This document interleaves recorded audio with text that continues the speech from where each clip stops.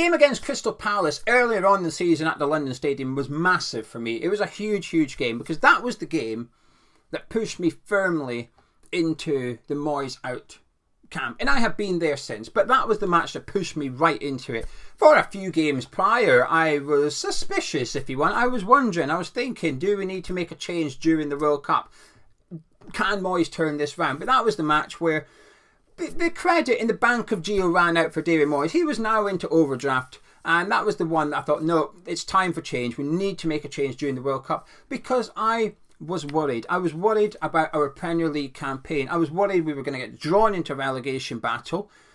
I would argue I'm correct. I would argue we are in a relegation battle towards the business end of the Premier League season, so I maintain I was correct with that. But I was worried that we would possibly get relegated. So after the Crystal Palace game, I wanted Moyes gone, and I was worried we were going to get relegated. Now we fast forward to the last Crystal Palace game, yesterday's defeat, and I am worried for a different reason. And it's the Conference League campaign that I am worried about now, because we're now into what I'm calling the domino effect. And it started a few games ago. It started arguably at the very beginning of April, when we had this massive run of fixtures coming up. Lots of minutes, lots of football, important games as well. Not just the Premier League, but the Conference League as well. And we've had to constantly play our first 11 every single game. And there's consequences to doing that. The domino effect is now in full flow as far as I'm aware. And that game against Crystal Palace has worried me, because yesterday was a massive, massive game for me. Not because of our Premier League safety. I'll say it now, I still think we will stay up. I think there's enough space between us and the bottom three. There's that goal difference which helps us out. We've got some fixtures between now and the end of the season. I think we need 2 points. I've thought it after the Bournemouth game, we need 2 more. I still think we need 2 more. And when you look at the fixtures, there's definitely a couple of games where we will be able to pick up points. However, the order of the fixtures is not kind. If we had Leeds next, followed by Leicester, I'd be sitting here quite confident that actually, yeah, we'll be fine. We'll be able to focus on the Conference League. But the fixtures haven't fallen like that. We've got Man City next and Man United next. And that is why I'm really worried about the Conference League campaign. And that's why I was really excited for yesterday's game. Because I thought if we won against Crystal Palace, we'd be virtually safe. And we could put all eggs in one basket. Get that Conference League basket and put all our eggs in there. And we can go out and try and win the trophy. From today onwards, we would have been able to plan for Alkmaar. We'd have been able to say, right, what do we need to do in order to have the best chance of beating Alkmaar in the semi-final and getting to the final? And if we've done that, we can then say, right now, whoever we're playing in the final, whether it's Fiorentina or Bâle, right now, let's plan for that Conference League final. Let's plan for Prague. Forget about the Premier League. Forget about playing Leeds and Leicester. It's all about that final. What can we do so that when we rock up, we are in the best possible position to win a trophy and turn this miserable season into a brilliant one. Now that's a matter of opinion. I accept that. I accept not everybody will still label it as a brilliant season if we stay up and win the Conference League. I will. I think winning a European trophy, winning the Conference League, I think would be a fantastic achievement. I'll be absolutely buzzing with it. I'll be ecstatic. I will forget this Premier League. If we stay up and win the Conference League, I will forget this Premier League campaign pretty much like that. I will. In 5 years' time, when I look back, I'm not going to look back and go, I remember when we got beat 4-3 at Selhurst Park. That's gone. I wouldn't remember that. I'd remember winning in Prague, and that is it. This season, I'd remember for winning a major trophy in my lifetime. That is what I would have from now on.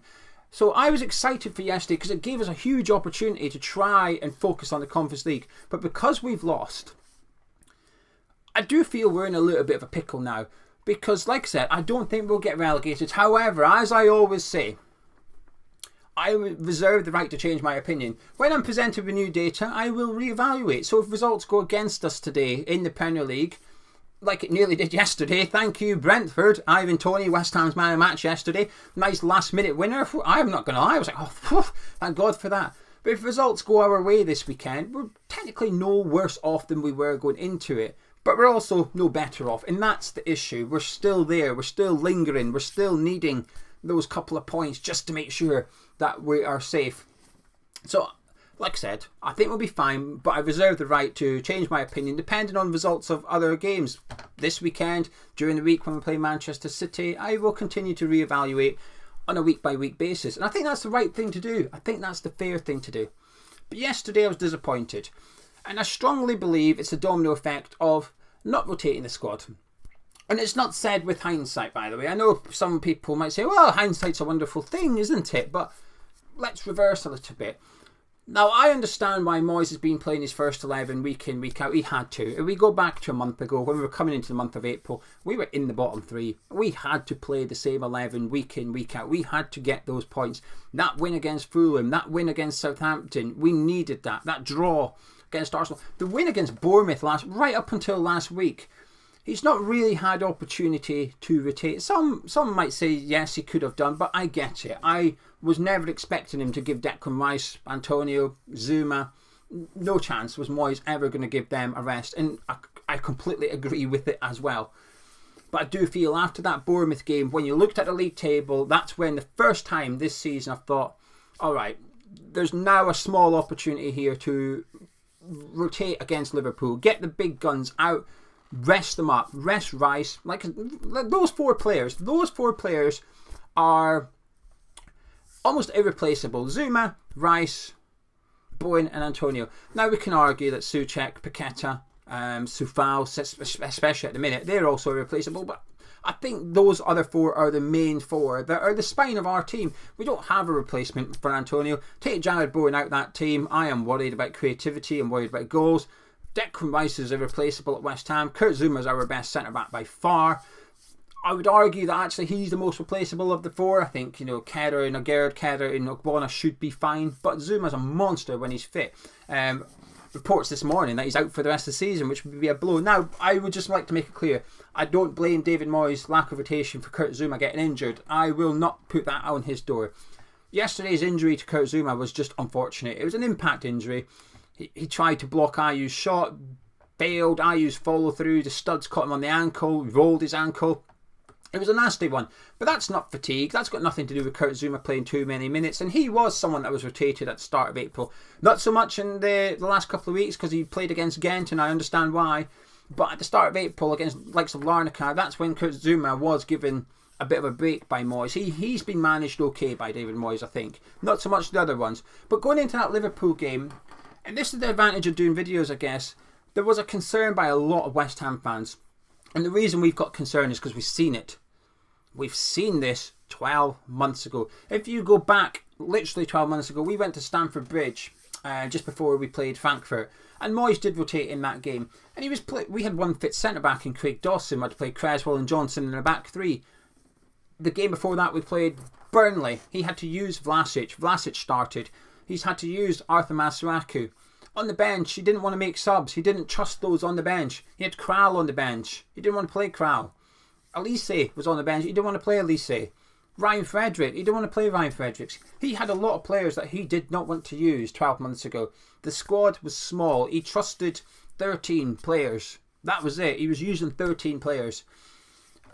And he played them over and over and over again. And we got to the semi-final against Frankfurt and the players were shattered. 12 months later, here we are today, and I'm worried we're going to be in the exact same situation when we go play Alkmaar. Because what's Moyes going to do now for the Man City game? Because there's a bit of pressure on us now. We can't afford to lose against Man City and lose against Man United. We can't. We still need points. 1 might be enough. I don't think so. 1 might be enough. 2, I think, would be fine. But where are we picking that up? And like I said, when you look at our fixture list, you're looking at Leeds and Leicester. If Leeds and Leicester were the next 2 games, I'd be sitting here confidently, yeah, we're going to stay up, don't worry about it. We'll pick up something in the next 2, then we can focus on Alkmaar. But that's not the order of the fixtures. Man City's next. And I am really, really worried. Because what we would like to see as fans, and by the way, there's obviously no proof that if we rotated against Liverpool, we rested those players, took the defeat, and then went full strength against Crystal Palace with a rested Rice, a rested Bowen, that we would have got something. I would argue we might have done. Bearing in mind, we lost by a goal, and that was with the players shattered. We created nothing in open play yesterday, and the players were done. They were absolutely wiped. I must say, I can't believe I can, because we could see this coming. But Rice was done. Souček, nothing left in the tank whatsoever. Yesterday, Thomas Souček remained on the pitch for 90 minutes just in case we got a corner. Now, by the way, Souček was our best midfielder yesterday. He was better than rising. He was a lot better than Lucas Paqueta. So I'm not saying he played poorly. I'm not saying that. I am saying he was knackered. Souček needed to come off because he had nothing left in the tank. But we had to leave him on the pitch just in case we got a corner. We had a player on the pitch yesterday who couldn't move, but just in case we got a corner. I mean, he was arguably justified. He scored one and got a couple of assists, so he did his job. But we shouldn't be in this position where that's what we're doing. And I think Crystal Palace, in fairness, Palace got their tactics bang on yesterday. The long ball, bypass West Ham's midfield, go long, and if their centre-backs win it, get the second one because their midfield can't get back. That gap between our defence and midfield yesterday was massive at times. Elise was able to run around Selhurst Park because we couldn't handle him. But the players were absolutely shattered going into yesterday's match, and it's a lack of preparation. Like I said, start of April, I get why he's done it, but the Liverpool game was key for me. That is when we should have rotated the team, when he should have took 2 or 3 players out. He should have protected them as much as he could, and he's done his best with Antonio. He has been taking Antonio off on around about the hour mark. He's been trying to get him off the pitch, obviously not so much yesterday because of the situation we're in, but he has been trying to rest him. And David Moyes has tried to gamble the last 2 games. And I get it. I get why. I'm not going to sit here and say I don't know why Moyes hasn't... I'm not going to pretend I don't know why Moyes has played his first 11 in both games. I do. I get it. He's trying to get the points so that we can then focus on Alkmaar. But it was a gamble both times. He gambled against Liverpool. But the problem with gambling is you have to get the reward at the end of it in order to justify it. Whatever you're doing, however format you are gambling here, you decide what's at stake. And in this case, it was the players' fatigue levels. That is what was at stake. And the prize was to get a point against Liverpool, or get 3 points, or get 2 from Liverpool and Crystal Palace, see us safe. That was what was up for grabs. And he gambled twice with the players' fitness, with the players' energy levels. And he's lost both gambles. And now we're in the situation, well, what do we do now? Do we go to Manchester City and play the full 11 again? Really run them into the ground, but try and get that point so against Man United we can rotate and focus on Alkmaar? I mean, it's literally the most difficult fixture you could possibly be doing it for. There's an element that Man City is going to have to do it as well. Moyes has often spoke about the unfair advantage of playing 24 hours after someone. He referred to it yesterday. Crystal Palace played on Tuesday. We played on Wednesday. It gave them a bit of an advantage. Okay, well, here you go then, David Moyes. We played Saturday, Man City played today, Sunday, so does that give us an advantage? The good thing is Man City will have to rotate as well against us because they've got the Champions League. They'll be keeping an eye on that as well.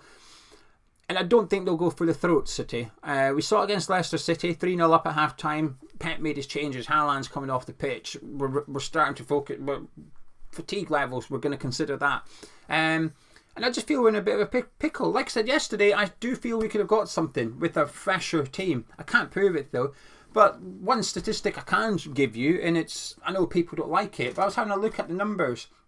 Now, we aren't privy to running stats or anything like that, unless you want to pay big bucks and join Opta, which we can't afford. But the ground duels, 43%, well, not just ground duels, aerial and ground duels yesterday. West Ham won 43% of the battles, so it's not alarmingly low. However, in the games previous to that, so we're talking Bournemouth, Ghent, Liverpool, Arsenal, those games prior, our minimum number was 50%. At worst, we lost 50%. The highest we won was 7%.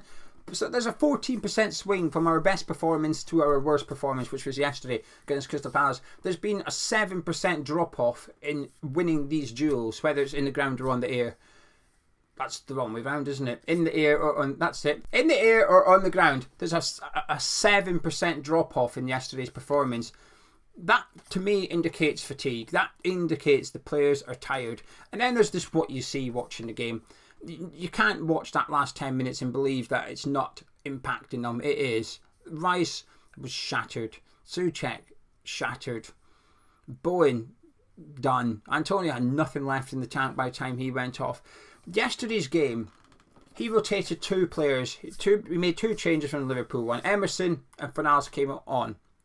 At half time, if I said to you, forget player performances, forget how well they've done in the first 45, which 2 players do you think will cope with the demands in terms of energy for the second half of Selhurst Park? You would pick out Emerson and Fornals. Of course you would. They're the ones that have been rested. They were withdrawn at half time. And again, I get it. Neither were playing well. They were both playing really poorly. But that's where I think he could have done something else yesterday. Changed the formation at half-time. Put Emerson into a wing-back role rather than a left-back role. Giving him a bit of protection to deal with Elise. Move Fernal central. But he didn't. He went with his tried and trusted players. Ben Rama, loads of minutes in April on the pitch. Creswell, lots of minutes in the last couple of weeks back onto the pitch as well. He went back to his 11 that's played against Liverpool. He gambled with the subs. It didn't work. And I am now worried because the domino effect is in full flow now, which is what do we do against Manchester City? Even if we go full 11, we'll probably lose. If we rotate, happy days, but then it puts pressure on the Man United game. We need to get something from Man United. We need to protect that goal difference still. That is an invisible point to us in the Premier League. It could be significant come the end of the season. And I still think we'll stay up because I think Moyes will prioritise points in the Premier League over the Conference League. I think he will. I think we will see our strongest 11 against Man City. What you want to see, what I want to see will be different, and I think it'll be different to what we will see. I will bet you now that Souček starts, Rice starts, Bowen starts. I think he might take Antonio out of the team.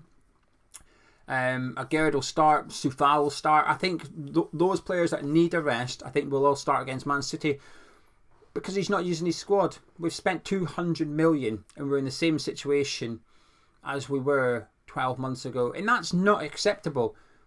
Where's Flynn Downs' minutes recently? I understand if he doesn't want to use Lanzini. Lanzini's leaving in the summer. Sure, okay, fine. But where's Flynn Downs' minute? You spent 9 million on him. When we've seen him play, he's done fine. High energy. He is a high energy player. We've seen it. Numerous games where he's sometimes the most advanced of the midfield, buzzing around, pressing. Where's his opportunity to shine? Why is Cornet coming on in the 87th minute? It's not good enough. And a year ago, I had sympathy for David Moyes. It was new to him. Navigating a European campaign was new. But it's not anymore. Last season, he said, oh, fatigue played its part. Okay, fine, you've identified the problem. He's done something about it. Increasing the squad debt, spending a load of money. But yet, we still had the same problem. Last season, we had that issue because we were forced into it. This season, we have been forced into it at the start of April because of our situation in the Premier League. But now, we created an opportunity. That win against Bournemouth. And Moyes created an opportunity for himself. That's the worst thing. He deserved to be able to rotate the players against Liverpool. He has got us in good form. 1 loss in 10 going into that Liverpool game. Fantastic form. Now your reward is that you can take some players out, rest them against Liverpool. Fans will understand. I do believe that. Not always, but I do think against Liverpool, and I can only go by reading your comments in, under the match preview. I say everyone, 80% at least wanted to see rotation against Liverpool because those 80% of fans were worried about fatigue. Crystal Palace, people were still wanting to see rotation because they were worried about fatigue. And Gonzo always says, I hate being right when it's something negative, and I completely get what he means. And this is one of those occasions where I'm sat here today thinking we should have rotated, and we haven't. And I'm now worried about what happens in the future, in the next month or so, because the one thing that's going to be impacted, the one thing that's going to be sacrificed is our Conference League campaign. The one thing that can turn this from a miserable season into a brilliant season, it's what's probably going to be the consequence of us not rotating earlier in the last week or so. It's the domino effect. And the last domino to fall is getting knocked out of the Conference League or possible relegation. But I don't think we'll get there. However, I reserve the right to change my mind. Anyway, sorry for the ramble and negativity, but it's my honest opinion. I'm not feeling too good. I'm a bit concerned. I'm a bit worried. That Conference League's always been a silver lining for me, and I just feel it's in jeopardy at the minute because we've made poor decisions in the last week. The players are shattered, but hopefully, fingers crossed, we can do something. What that something is, I don't know yet. But hopefully we can do something so we can still win this Conference League and stay in the Premier League. That's what it's all about for me. But anyway, enjoyed this video, hopefully. Please do drop a like on it if you have. Subscribe if you're new to Hammers Chat. And myself and Gonzo will catch you tomorrow. We'll be doing the Man City preview. Rotation or not, we'll catch up with you then.